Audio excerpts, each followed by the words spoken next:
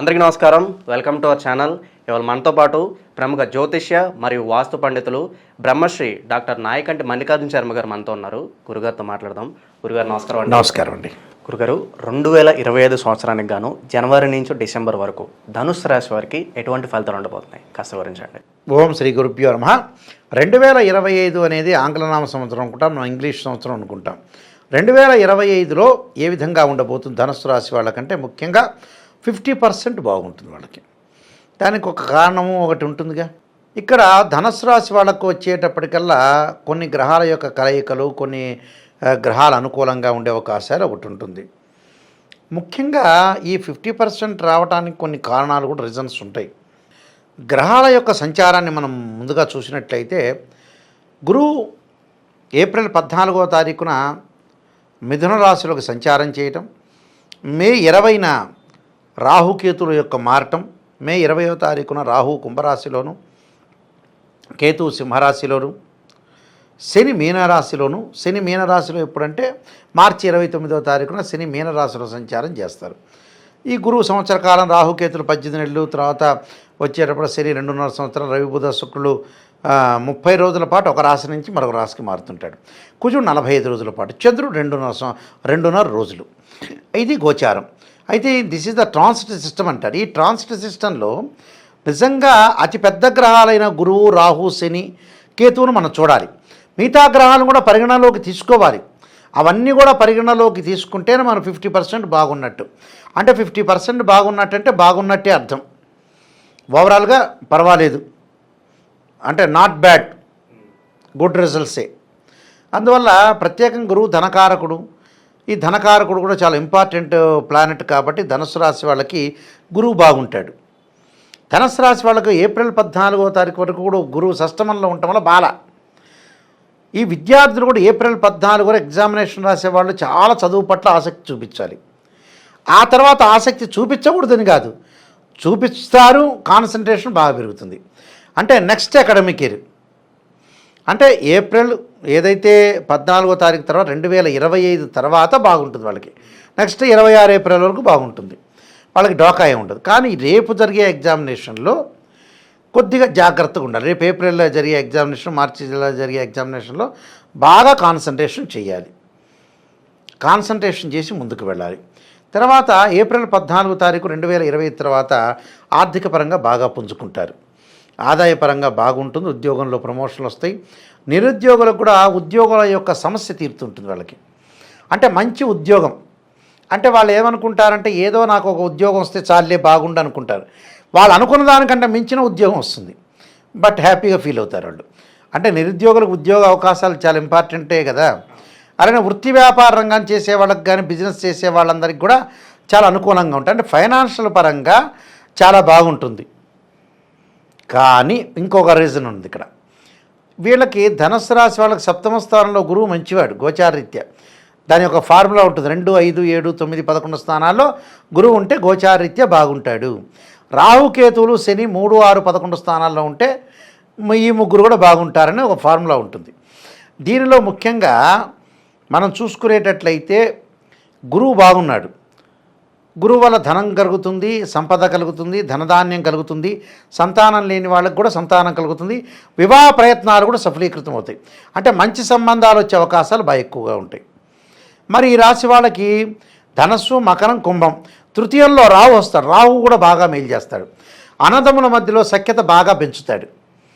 అంటే గతంలో ఏదైతే అన్నదమ్ముల మధ్యలో కానీ, కజిన్స్ మధ్యలో కానీ, అక్కా చెల్లెళ్ళు కానీ ఇలాంటి వాటిలలో డిస్ప్యూట్స్ ఉంటాయి. అంటే ఏమీ ఉండవు. కొంతమంది మ్యూచువల్ అండర్స్టాండింగ్ లేకుండా అహంకారంతో, గర్వంతో కొంతమంది ఉండే వ్యక్తులు ఉంటారు.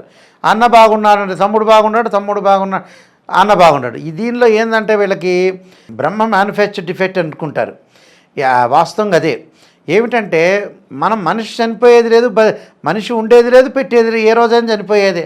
వాడు ప్రైమ్ మినిస్టర్ అయినా, ప్రెసిడెంట్ అయినా, ముఖ్యమంత్రి అయినా, అమెరికా ప్రెసిడెంట్ అయినా ఎవడైనా వెళ్ళిపోయేది. ఆ పాయింట్ కొంతమంది ఆలోచన చేయరు. ఆ మనిషిలో ఏంటంటే కొంతమంది డబ్బు రావటం, గర్వం, అహంకారం బాగా పెరుగుతూ ఉంటుంటాయి.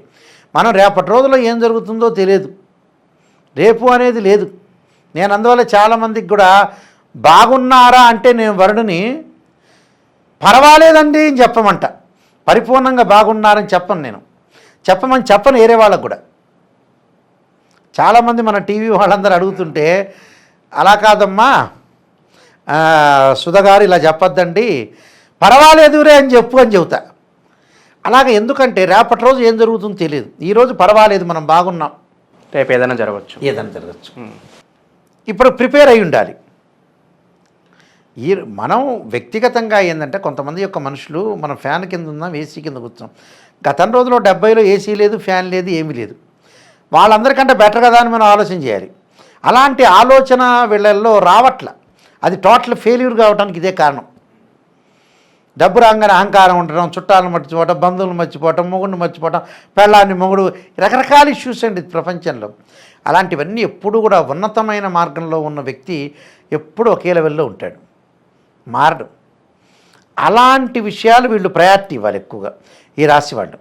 3వ స్థానం రాహు ఉండటం వల్ల అన్నదమ్ముల మధ్యలో సఖ్యత పెరుగుతుంది. కోర్టు సమస్యలు పరిష్కారం అయ్యి తల్లిదండ్రుల యొక్క ఆస్తులు ఉంటాయి కదా, భర్త యొక్క ఆస్తి, భార్య యొక్క ఆస్తి, లేకపోతే ఆస్తిపాస్తులు వాళ్ళకి రావాల్సినవి ఏదైతే చెందుతాయో అలాంటి ఆస్తులన్నీ కూడా వచ్చే అవకాశాలు ఒకటి ఉంటాయి. అది మంచిదే. 4వ స్థానంలో శని యొక్క విషయం వల్ల వాహన సౌఖ్యం లేకపోవటం, లగ్జరీగా అనుభవించలేకపోతారు. స్త్రీ వల్ల పురుషుడికి ఇబ్బంది, పురుషుడి వల్ల స్త్రీకి ఇబ్బంది అవుతుంది. అంటే ఏదో రకంగా పరస్పరం ఇబ్బందులు కలిగే అవకాశాలు ఎక్కువ ఉంటాయి.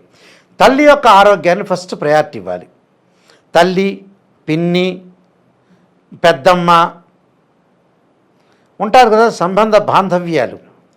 అంటే తండ్రి తరఫున అంటే తండ్రి తరఫున, తల్లి తరఫున, తల్లి అనుకునే వ్యక్తులు. తల్లి అనుకోవటం అంటే ఏంటంటే తల్లి తర్వాత తల్లితో సమానమైంది పిన్నమ్మ, పిన్నితో సమానమైంది పెద్దమ్మ, మళ్ళీ వదిన. ఇలాంటి వాటికి వీళ్ళకి ఆరోగ్యపరంగా ఇబ్బందులు రాకుండా చూసుకోవాలి. అలాంటి నాయనమ్మ, అమ్మమ్మ అంటే ఆరోగ్యరీత్యా వాళ్ళకి ఇబ్బందులు కలగకుండా చూసుకోవాలి. వాహనాల మీద వెళ్ళేటప్పుడు అతి స్పీడ్ అనేది పనికిరాదు. ఎక్కడైనా సముద్ర స్నానం కానీ నీటి స్నానం చేసేటప్పుడు కూడా కొన్ని ఇబ్బందులు కలిగే అవకాశాలు ఉంటాయి. అలాంటి ఇబ్బందులు చూసుకోకుండా ఉండాలి. ఎందుకంటే ఈ రాశి వాళ్ళకి మొన్నటి వరకు 3వ స్థానంలో శని నుండి వక్రగతిలో ఉన్నాడు. ఇప్పుడు 4వ స్థానానికి వెళ్ళిపోతున్నాడు. 4వ స్థానంలోకి వెళ్ళిపోవటం వల్ల వీళ్ళకి 4వ స్థానం అర్ధాష్టమ శని అంటాం. అంటే అర్ధాష్టమ శనిలో కొంత జాగ్రత్త ఉండాలి. అధికారులతో మాట్లాడేటప్పుడు కానీ మితభాషగా ఉండాలి. చనువు ఇచ్చాడే కదా చంకన ఎక్కించుకోకుండా ఎవరిని ఎలా ఉంచాలో అలా ఉంచుకొని ముందుకెళ్ళాలి. ఎవరిని ఎంచుకోవాలంటే జాగ్రత్త పడాలి, మాట్లాడాలి, మంచిగానే ఎదుటివాడు మనకి ఇష్టం లేదనుకో టాపిక్ మార్చేయాలి, అంతే సిస్టమ్. ఓ సినిమా బాగుంది, వాడికి ఇంట్రెస్ట్ లేదు, వాడి సినిమా దూరకి నువ్వు వెళ్ళిపో, అప్పుడు వాడు మంచోడు అనుకుంటాడు, అంతే. లౌకికంగా కాలం కలిసి రానప్పుడు ఎట్టి పరిస్థితుల్లో లౌకికమే ప్రదర్శించాలి. ఇక్కడ శని బాగా వీళ్ళకి వచ్చేటప్పటికల్లా ముఖ్యంగా కేతువు కూడా పెద్దగా అనుకూలంగా లేదు ఈ రాశి వాళ్ళకి. అందువల్ల జ్ఞానాన్ని పెంపొందించుకోవాలి. తీర్థయాత్రలు, పుణ్యక్షేత్రాలు కూడా చేయటం మంచిది. డబ్బు పరంగా ఇబ్బందులు ఉండవు. వృత్తి వ్యాపార రంగంగా అనుకూలంగా ఉంటుంది. విదేశాలకు వెళతారు. విదేశాల్లో ఉండే నిరుద్యోగులకి ఖచ్చితంగా మే 20 తర్వాత వాళ్ళకు ఉద్యోగాలు వస్తాయి. ఉద్యోగాలు రావటమే కాదు, మంచి బిజినెస్లు కూడా పెట్టే అవకాశాలు ఎక్కువ ఉన్నాయి. వివాహ ప్రయత్నాలు కూడా అనుకూలంగా ఉంటాయి. చిన్న చిన్న వ్యాపారాలకు కూడా అనుకూలంగా ఉంటుంది. నీటి సముద్రం మీద ఉండే వ్యక్తులకు కానీ వ్యాపారులకు కానీ అలానే బిజినెస్ సంబంధించిన వ్యక్తులందరికీ కూడా చాలా అనుకూలంగా ఉంటుందండి. అంటే గురువు రాహు రెండు బాగున్నంటే దాదాపు వాళ్ళకి అంతా కూడా ఎక్కువగా ఎక్సలెంట్గా ఉన్నట్టని చెప్పుకోవచ్చు. మిగతా గ్రహాలను కూడా మనం పరిగణనలోకి తీసుకుంటే వీళ్ళకి 50% బాగున్నట్టు. అయితే డబ్బు ఎంత వస్తుందో అంత ఖర్చు అయిపోతుంది. అసలు పాయింట్ ఎందుకు ఖర్చు అవుతుంది అనంటే ఆస్తులు కొనుగోలు చేస్తారు, ఇన్సూరెన్స్, పిల్లల యొక్క పెళ్ళిళ్ళు, పిల్లల్ని విదేశాలకు పంపించడానికి ఖర్చు అవుతుంది.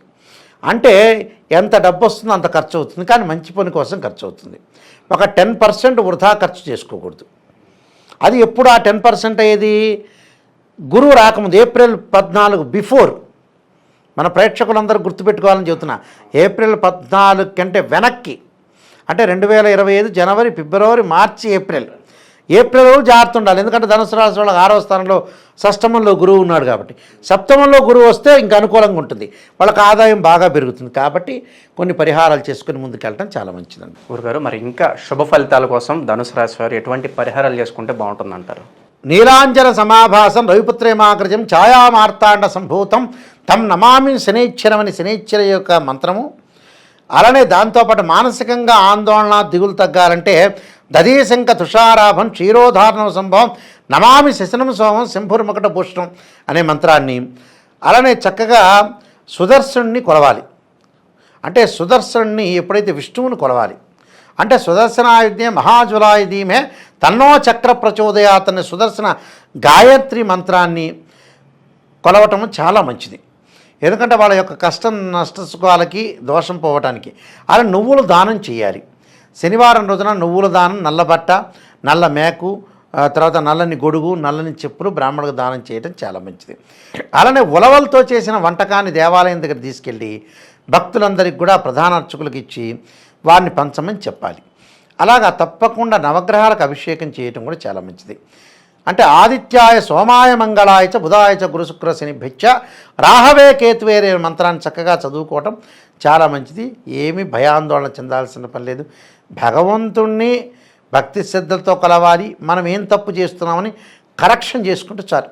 ఎగ్జామినేషన్ పేపర్లా కరెక్షన్ చేసుకుని ముందుకెళ్తే అన్నీ మంచి జరుగుతాయి. 2025 సంవత్సరానికి గాను ధనుసు రాశి వారికి ఎలాంటి ఫలితాలు ఉంటాయి, అలాగే మీరు చేసుకోవాల్సిన పరిహారాలు తెలియజేసినందుకు ధన్యవాదాలు గురుగారు.